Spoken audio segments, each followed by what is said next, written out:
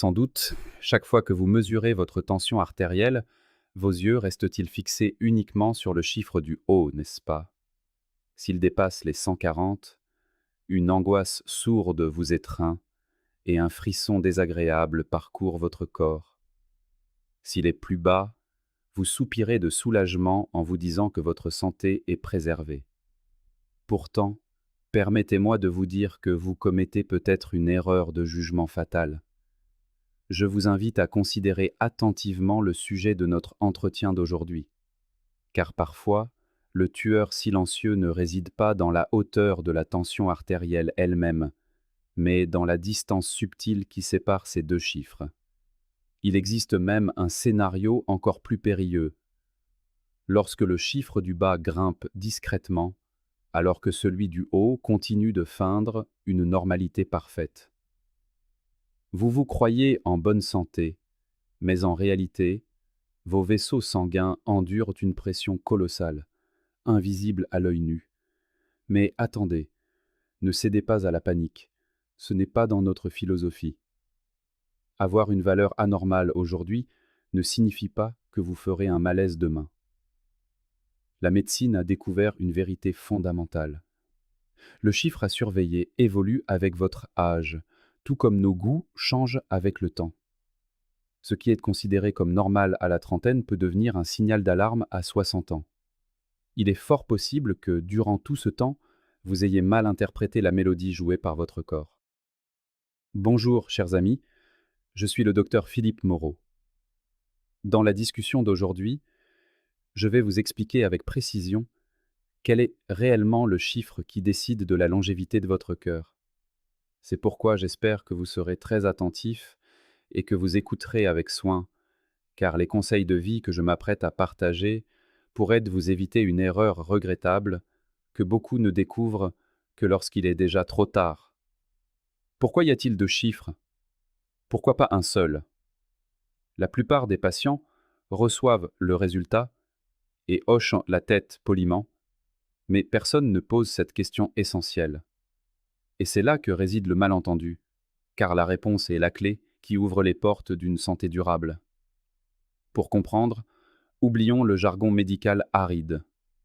Pensez comme un jardinier veillant sur ses terres. Imaginez que votre système circulatoire est un tuyau d'arrosage souple en pleine action. Premièrement, l'impulsion de la pompe, la pression systolique, le chiffre du haut. Lorsque votre cœur se contracte, boum! C'est comme ouvrir le robinet pour laisser jaillir l'eau. Un flux puissant s'élance. Cet impact vigoureux du sang contre la paroi de vos artères est la pression systolique. Elle vous indique avec quelle force votre moteur, ce cœur si précieux, est en train de travailler pour nourrir votre corps. Deuxièmement, la pression résiduelle, la pression diastolique, le chiffre du bas. C'est ici que la nuance apparaît. Entre deux battements, votre cœur doit se reposer, tel un musicien entre deux notes. Le robinet se ferme un instant. À ce moment précis, le tuyau s'écrase-t-il pour se vider complètement? Non, le liquide est toujours là.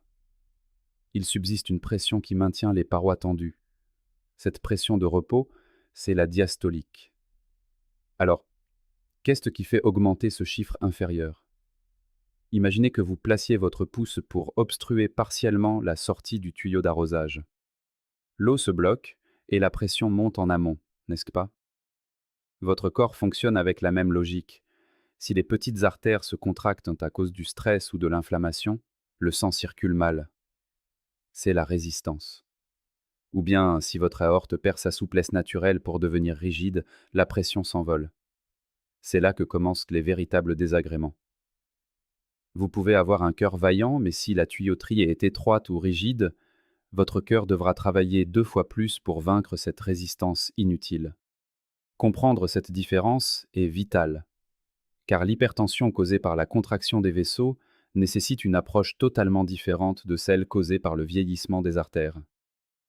Ce sont deux défis distincts. Et le plus fascinant, c'est votre âge qui détermine sur quel terrain se joue votre santé. Si vous avez moins de 50 ans, écoutez-moi très attentivement. Votre véritable défi ne se présente pas de face. Il s'infiltre sournoisement. Je parle du chiffre du bas, la pression diastolique. Mais si vous avez plus de 60 ans, préparez-vous, car le scénario change du tout au tout. À mesure que nous avançons en âge, la nature du problème se transforme. Mais cela, nous le verrons dans un instant. Maintenant, je veux m'adresser particulièrement aux plus jeunes d'entre vous. Pourquoi cela doit-il vous importer? Parce que si vous êtes jeune et que vous ne regardez que le chiffre du haut, vous passez à côté de la moitié de l'histoire. Et une demi-vérité, en médecine comme dans la vie, est souvent plus dangereuse qu'un mensonge complet. Considérez ce scénario classique que je vois souvent en consultation. Vous avez 35 ou 40 ans. Votre cœur tourne comme une horloge. Le chiffre du haut est parfait, 120, 130. Mais le chiffre du bas refuse de descendre en dessous de 90. Vous vous demandez: pourquoi? Je suis jeune, je profite de la vie. Pourquoi cette pression de base est-elle si élevée?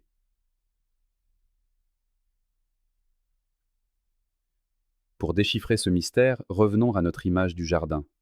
Quand vous êtes jeune, vos artères sont comme des tuyaux neufs, souples, élastiques et lisses. En théorie, la pression devrait être basse et fluide.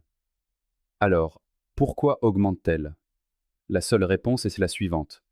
Quelque chose est en train de comprimer votre tuyau de l'extérieur. C'est ce que nous appelons la résistance périphérique. Pour faire simple, c'est comme si, par inadvertance, vous posiez le pied sur le tuyau en arrosant vos roses. Le flux se bloque et la pression monte. Alors, qui est en train de piétiner vos vaisseaux sanguins? Ce perturbateur a deux visages bien connus de notre mode de vie moderne. Le premier visage, le système nerveux sympathique, le moteur du stress. Si vous vivez dans un état constant d'anxiété, de délais professionnels à Paris ou ailleurs, de soucis financiers, votre corps interprète à tort que vous êtes en danger immédiat. Il active le mode survie en permanence. Il ordonne à vos artères: contractez-vous, soyez prêtes à l'action. Vous vivez avec une circulation sous tension, à chaque minute, sans jamais relâcher la pression. Le second visage, la graisse viscérale, un fardeau inutile. Surtout cette graisse abdominale qui s'installe insidieusement. Ne commettez pas l'erreur de penser que ce n'est qu'une question d'esthétique. Non, la graisse viscérale est active. Elle libère des substances inflammatoires, excite votre système nerveux et empêche vos vaisseaux de se détendre. C'est comme ajouter une couche de contraintes supplémentaires sur un système déjà éprouvé. Permettez-moi de vous raconter une histoire vécue à l'hôpital. Un patient de 42 ans, Julien, est venu me voir, le visage marqué. Docteur Moreau, je fais de l'hypertension. À la pharmacie, l'appareil indique que le chiffre du bas dépasse 90. Je lui ai demandé: à quel moment prenez-vous ces mesures?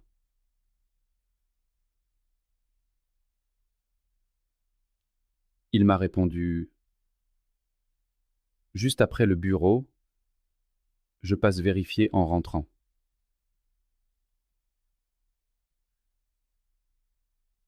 Le problème était là, évident. Son système nerveux était encore en ébullition, imprégné du stress parisien. Le pied invisible continuait d'écraser le tuyau.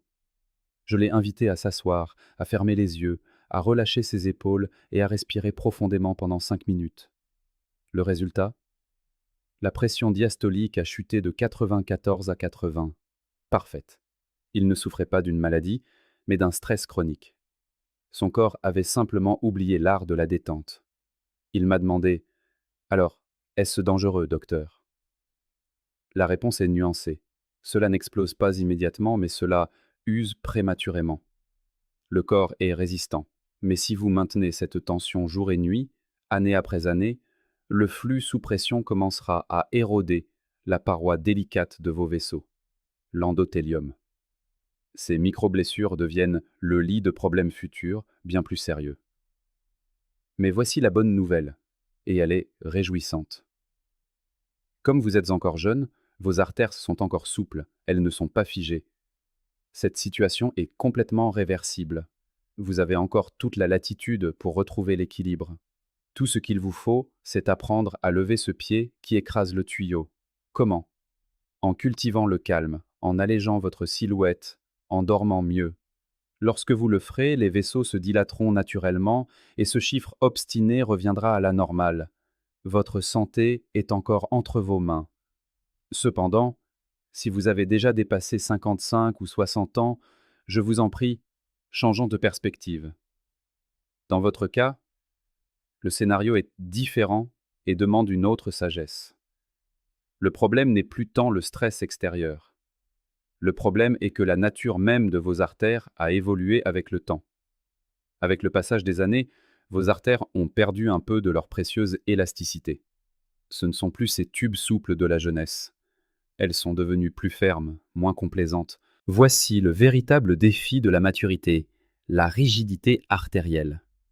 Laissez-moi vous expliquer cela avec une image simple.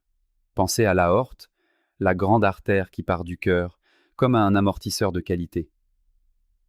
Quand vous êtes jeune, à chaque battement, l'aorte se dilate pour absorber l'onde de choc. Elle adoucit le flux. Mais lorsque l'artère se rigidifie, elle perd cette capacité d'amortissement. Le résultat? Le sang part du cœur avec force et percute directement les organes sans être freiné. C'est pourquoi, après 50 ans, le chiffre du haut tend à monter, tandis que celui du bas reste normal. Et c'est ici que nous devons dissiper un mythe tenace. Vous avez sûrement entendu dire avec crainte: oh là là, quand les deux chiffres se rapprochent, c'est très grave. Pas nécessairement. Pour la grande majorité des personnes d'âge mûr, le véritable souci réside dans la séparation excessive. Le danger n'est pas qu'ils se rapprochent, mais qu'ils s'éloignent trop l'un de l'autre. Par exemple, une pression de 150 en haut et seulement 60 en bas. L'écart est de 90 points. C'est ce qu'on appelle la pression pulsée. Ce chiffre vous indique que votre tuyauterie a perdu de sa souplesse. Les artères ne rebondissent plus. Le sang frappe fort à 150, puis retombe brutalement à 60. Cette oscillation importante est fatigante pour l'organisme. Les études confirment que cet écart augmente les risques vasculaires. C'est l'hypertension systolique isolée, très fréquente, et qu'il faut surveiller avec sérieux. C'est pourquoi, si vous avez de l'expérience et des années au compteur, ne soyez pas obsédé par le chiffre du bas s'il est bas. Votre priorité est désormais de maîtriser le chiffre du haut avec douceur et fermeté. Vous devez empêcher cette pression excessive de fatiguer vos organes. C'est une démarche visant à préserver la souplesse, différente de celle de la jeunesse. Assez de théorie. Passons à la pratique. Je veux vous présenter deux profils, Julien et Solange. Sur leur dossier médical, tous deux ont le même diagnostic, hypertension artérielle. Mais, à l'intérieur de leur corps, ils vivent deux réalités biologiques aussi différentes que le jour et la nuit. Faisons d'abord la connaissance de Julien. Il a 36 ans, travaille beaucoup, mange sur le pouce et court après le temps. Julien est venu me voir avec ce résultat. 130 sur 96. Regardez bien. Son chiffre supérieur est acceptable, mais le chiffre inférieur, 96, clignote comme un signal d'alerte. Julien, perplexe, me demande: docteur, je ne comprends pas. Le premier chiffre est bon. Pourquoi dit-on que j'ai un problème? Je l'ai regardé avec bienveillance et lui ai dit: Julien, ton moteur va bien. Le problème, c'est que tu conduis ta vie avec le frein à main serré en permanence. Vous vous souvenez du pied sur le tuyau? Julien. C'est exactement cela. Le stress et peut-être quelques excès alimentaires compriment ses artères. Regardons maintenant Solange. Elle a 74 ans, marche tous les matins aux Tuileries, mange équilibré. Elle est exemplaire, mais son résultat est un paradoxe. 150 sur 65. Le chiffre inférieur est excellent, mais le chiffre supérieur est élevé. L'écart entre les deux est important. Solange me demande, un peu désemparée: pourquoi, alors que je fais attention au sel, ma tension ne baisse-t-elle pas? Je lui ai répondu avec honnêteté: Solange, votre ennemi n'est pas tant le sel que le temps qui passe. Bon. Ses artères sont devenues moins souples, comme un vieux cuir. L'amortisseur naturel du corps est moins efficace. Le sang circule avec plus de force brute. Vous voyez? Tous deux ont de l'hypertension. Mais Julien a besoin de détendre ses artères, tandis que Solange a besoin de gérer leur rigidité. Deux situations qui exigent deux approches distinctes. Confondre ces deux états est la raison pour laquelle tant d'efforts restent vains. Pourquoi est-ce que je prends le temps de vous détailler ces cas? Parce que c'est l'erreur que je vois trop souvent. On croit que l'hypertension est une maladie unique. C'est faux. Pour Julien, le jeune stressé, donner seulement un médicament puissant sans changer son hygiène de vie, c'est mettre un pansement sur une plaie ouverte. On masque le symptôme sans traiter la cause. Julien a besoin de lâcher prise, de bouger, de brûler ce stress. Souvent, cela suffit pour tout régler. En revanche, pour Solange, aucun régime ne pourra redonner à ses artères la souplesse de ses 20 ans. C'est une évolution structurelle. Elle a besoin d'une aide médicale spécifique pour protéger son cerveau des pics de pression. Et elle doit effectivement surveiller le sel car son système est devenu plus sensible. Deux profils, deux stratégies. C'est pourquoi emprunter le traitement de son conjoint ou de son voisin est une aventure hasardeuse. Un remède conçu pour des artères contractées peut être inefficace pour des artères rigides. Retenez bien ceci. Une bonne santé commence par une bonne compréhension de soi. Quelle que soit votre situation, j'ai une excellente nouvelle pour vous. Il existe toujours des solutions. Il y a des gestes simples, ancrés dans le bon sens et l'art de vivre, que vous pouvez adopter dès aujourd'hui pour améliorer votre état. Mais nous avons besoin d'une stratégie sur mesure. Le piège est de vouloir appliquer une recette universelle. Ce qui réussit à l'un peut ne pas convenir à l'autre. En médecine comme en cuisine, tout est une question de dosage et d'adaptation aux ingrédients que nous avons. Ici, votre corps. Commençons par le premier profil, le type Julien. Moins de 50 ans, stressé, pression du bas élevée. Si vous vous reconnaissez, imaginez que vos artères ont besoin de respirer. Concernant les traitements médicaux, je laisse cela à votre médecin traitant qui vous connaît bien. Mais je veux que vous compreniez votre rôle à la maison. Votre mission repose sur 3 piliers pour retrouver la sérénité. Priorité numéro 1. Surveiller son tour de taille. Oubliez les standards de beauté. C'est une question de santé pure. L'excès de poids au niveau abdominal n'est pas inerte. C'est une usine à inflammation qui force vos artères à se tendre. Retrouver un poids de forme, c'est mettre cette usine à l'arrêt. Priorité numéro 2. Bouger avec plaisir. 150 minutes d'activité par semaine. Pourquoi? Lorsque vous nagez, faites du vélo ou marchez d'un pas vif, vous demandez de l'oxygène. Vos artères sont obligées de s'ouvrir pour livrer ce sang. C'est le meilleur vasodilatateur naturel. Vous réapprenez à votre corps à se détendre. Priorité numéro 3. La gestion du stress et le sommeil. C'est capital. Si vous dormez peu, votre corps reste en alerte toute la nuit. Je vous le confesse. J'ai longtemps cru, lors de mes études à la Sorbonne, que dormir peu était signe de zèle. Je me trompais lourdement. Le sommeil est un pilier de notre équilibre, un moment sacré de récupération. Pour votre tension, bien dormir n'est pas négociable, c'est un plaisir nécessaire. Passons maintenant au défi du type Solange. Plus de 60 ans, pression du haut élevée, artères moins souples. Si vous êtes dans ce groupe, écoutez bien. La stratégie doit s'adapter. Votre système a changé avec le temps, et nous devons le respecter tel qu'il est aujourd'hui, sans le brusquer. Du point de vue médical, les médecins ajusteront votre traitement pour gérer cette rigidité ou le volume de fluide. Et je tiens à vous rassurer, si votre médecin tâtonne un peu au début pour trouver le bon dosage, c'est normal. Il cherche la clé unique qui correspondra parfaitement à votre serrure biologique. Mais le pouvoir est aussi dans votre cuisine et vos habitudes. Voici votre plan d'action. Priorité numéro 1. Modérer le sel. L'objectif était la délicatesse. Un système artériel rigide ne peut pas s'étendre pour accueillir l'eau retenue par le sel. La pression monte alors tout de suite. Réduire le sel est le moyen le plus élégant et efficace de soulager votre cœur. Priorité numéro 2. Invitez le potassium à votre table. Avocats, bananes, épinards, légumineuses. Ce sont des trésors de bienfaits. Le potassium aide vos reins à travailler et favorise une certaine souplesse vasculaire. C'est la gastronomie au service de votre santé. Priorité numéro 3. La marche, comme un rituel quotidien. Je ne vous demande pas d'exploits sportifs. Une promenade de 30 minutes chaque jour, régulière et agréable. Même si les artères ont vieilli, marcher aide à entretenir leurs parois internes. Cela peut avoir un effet aussi bénéfique qu'un léger médicament. Considérez cette marche non pas comme une corvée, mais comme votre ordonnance de bien-être. Voyez-vous la nuance? Julien doit transpirer pour évacuer le stress.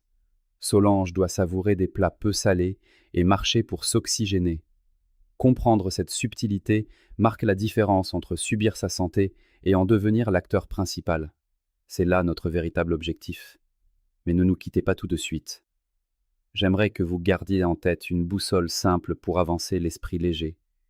Rappelez-vous, l'attention, ce n'est pas juste des mathématiques froides, c'est le reflet de votre histoire et de votre étape de vie.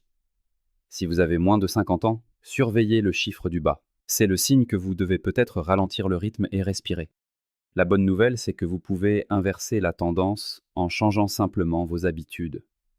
Si vous avez plus de 60 ans, surveillez l'écart entre les chiffres. Ici, la modération en sel et la régularité de l'activité sont vos meilleurs atouts. Et enfin, un chiffre isolé ne définit pas votre destin. Si votre cœur s'emballe un peu sous le coup d'une émotion, c'est humain. Ce qui compte, c'est la tendance générale, la mélodie de fond de votre santé lorsque vous êtes au repos. Et maintenant, j'aimerais vous lire. Ne restez pas passif, participez à notre échange. Vous sentez-vous plutôt proche du profil de Julien ou de celui de Solange? Ou bien avez-vous d'autres préoccupations? Laissez un commentaire ci-dessous avec un simple mot ou votre ressenti. L'écrire, c'est déjà commencer à prendre soin de soi. Si cet entretien vous a été utile, je vous invite à cliquer sur le bouton j'aime pour que ce message de prévention puisse toucher d'autres personnes. Et surtout, partagez cette vidéo avec ceux que vous aimez et qui s'inquiètent peut-être inutilement devant leur tensiomètre. N'oubliez pas de vous abonner à ma chaîne Vitalité Claire pour ne manquer aucun de nos futurs rendez-vous santé. Petite précision d'usage. Cette vidéo est là pour vous éclairer et vous cultiver, mais elle ne remplace en aucun cas la relation de confiance avec votre propre médecin traitant. Je suis le docteur Philippe Moreau. Prenez soin de vous et cultivez votre joie de vivre. À très bientôt, chers amis.